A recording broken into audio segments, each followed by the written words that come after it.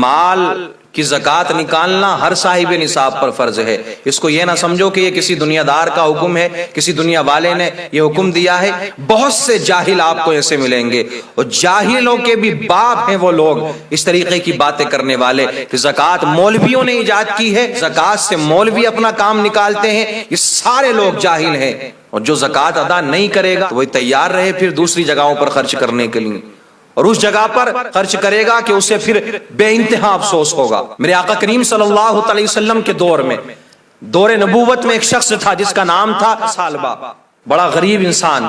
اللہ کے رسول صلی اللہ علیہ وسلم کی بارگاہ میں حاضر ہوا، عرض کرنے لگا یا رسول اللہ علیہ الصلوۃ والتسلیم، میرے آقا رب کی بارگاہ میں دعا فرمائے کہ اللہ مجھے مال عطا فرما دے، رب کریم مجھے دولت عطا فرما دے۔ میرے آقا نے ارشاد فرمایا کہ اے ثعلبہ، تھوڑا مال زیادہ مال سے بہتر ہے۔ جب تھوڑا مال ہوتا ہے تو شکر ادا کرنے میں آسانی ہوتی ہے، لیکن جب مال زیادہ ہو جایا کرتا ہے نا تو پھر بندہ شکر سے دور ہو جاتا ہے، عبادتوں سے دور ہو جاتا ہے، دین سے دور ہو جاتا ہے۔ ثعلبہ نے اتنا سنا، آقا کریم صلی اللہ تعالی علیہ وسلم نے جب اتنا کہا نا تو وہ وہاں سے اٹھ کر چلا گیا، لیکن ابھی امنگ باقی تھی دل کے اندر، مالدار بننا تھا، مال والا بننا تھا، مال کی چاہت تھی۔ دوبارہ حاضر ہوا میرے آقا کریم صلی اللہ تعالی علیہ وسلم کی خدمت میں، عرض کی یا رسول اللہ دعا فرما دیں کہ اللہ مجھے مال عطا فرمائے، اللہ مجھے دولت عطا فرمائے۔ اللہ اکبر کبیرہ، میرے آقا کریم صلی اللہ تعالی علیہ وسلم نے ثعلبہ کے لیے دعا کی۔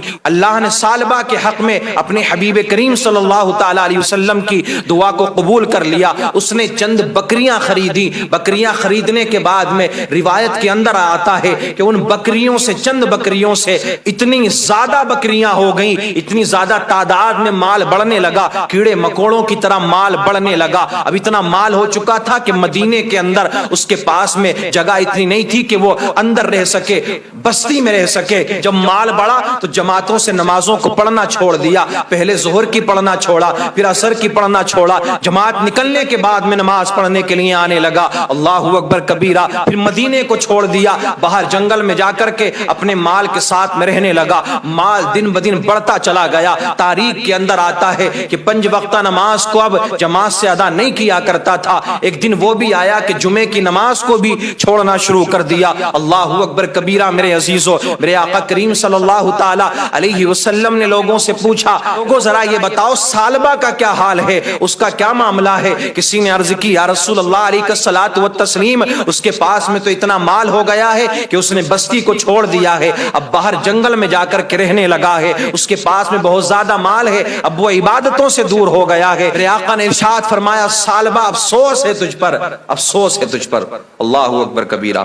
آج کی بھی یہی کہانی ہے میرے عزیزو، آج بھی اٹھا کر کے دیکھیں، جو پیسے والے لوگ ہیں وہ اتنے نماز کے قریب نہیں، دین غریبوں میں زیادہ ہے، غریب دین کے زیادہ قریب ہے۔ آپ کو نمازی بھی مسجد میں ملیں گے تو وہی لوگ ملیں گے کہ جو غریب لوگ ہیں، اکثر و بیشتر ایسے لوگوں کی تعداد ہے۔ اللہ ماشاء اللہ سب کو نہیں کہتا، کچھ لوگ پڑھتے ہوں، اللہ کا شکریہ ادا کرتے ہوں کہ اللہ نے انہیں مال عطا کیا ہے، کچھ لوگ ہوتے ہیں اچھے لوگ بھی، لیکن اکثریت انہی لوگوں کی ہے کہ جو گھمنڈ، تکبر، غرور کرتے ہیں اپنی پراپرٹی پر، اپنی جائیداد پر، اپنی ہر چیز پر۔ میرے آقا کریم صلی اللہ علیہ وسلم کے دور میں ایسا ہوتا تھا، زکوٰۃ کے مال کو اس طریقے سے اکٹھا کیا جاتا تھا کہ آقا کریم صلی اللہ علیہ وسلم چند لوگوں کو حکم دیتے اور وہ لوگ پھر سارے مالداروں سے زکوٰۃ اکٹھی کرنے کے بعد میں نبی کریم صلی اللہ علیہ وسلم کی بارگاہ میں حاضر کر دیتے اس مال کو۔ پھر میرے آقا حکم دیتے کہ جاؤ اتنا مال فلاں جگہ پر دے دو، اتنا فلاں جگہ پر دے دو، فلاں انسان کو دے دو۔ مستحقین تھے زکوٰۃ کو لینے کے، ان تک اس مال کو پہنچا دیا جاتا۔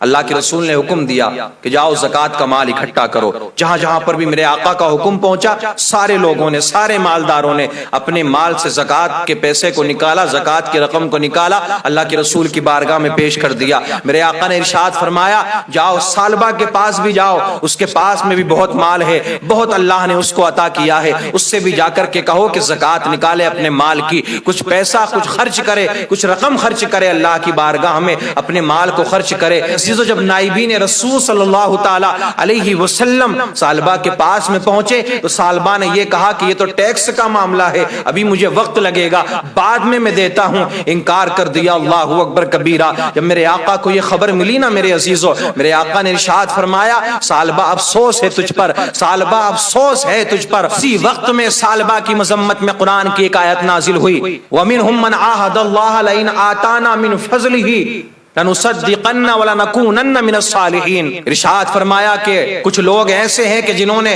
عہد کیا تھا، یہ وعدہ کیا تھا کہ جب ان کو اللہ مال عطا کرے گا، مال عطا فرمائے گا تو وہ اللہ کی راہ میں خرچ کریں گے، اللہ کی راہ میں اپنے مال کی زکوٰۃ نکالیں گے، رب کی راہ میں اپنے مال کو خرچ کریں گے، وہ ضرور بھلے آدمی ہو جائیں گے، اچھے آدمی ہو جائیں گے۔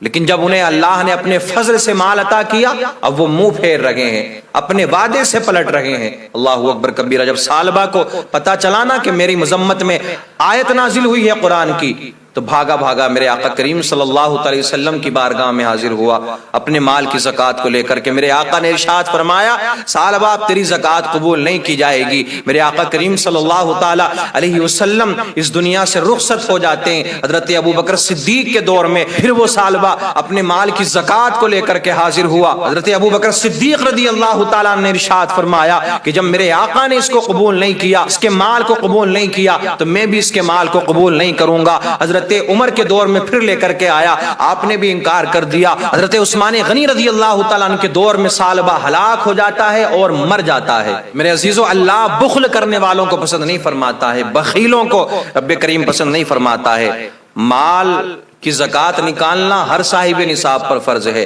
اس کو یہ نہ سمجھو کہ یہ کسی دنیا دار کا حکم ہے، کسی دنیا والے نے یہ حکم دیا ہے۔ بہت سے جاہل آپ کو ایسے ملیں گے، اور جاہلوں کے بھی باپ ہیں وہ لوگ اس طریقے کی باتیں کرنے والے کہ زکوٰۃ مولویوں نے ایجاد کی ہے۔ یہ روزوں کا جو معاملہ ہے یہ بھی وہ لوگ رکھتے ہیں جن کے پاس میں پیسہ نہیں ہے، کھانے کو سامان نہیں ہے، یہ زکوٰۃ سے مولوی اپنا کام نکالتے ہیں۔ یہ سارے لوگ جاہل ہیں، قریب اللہ کا عذاب ان پر نازل ہونے والا ہے۔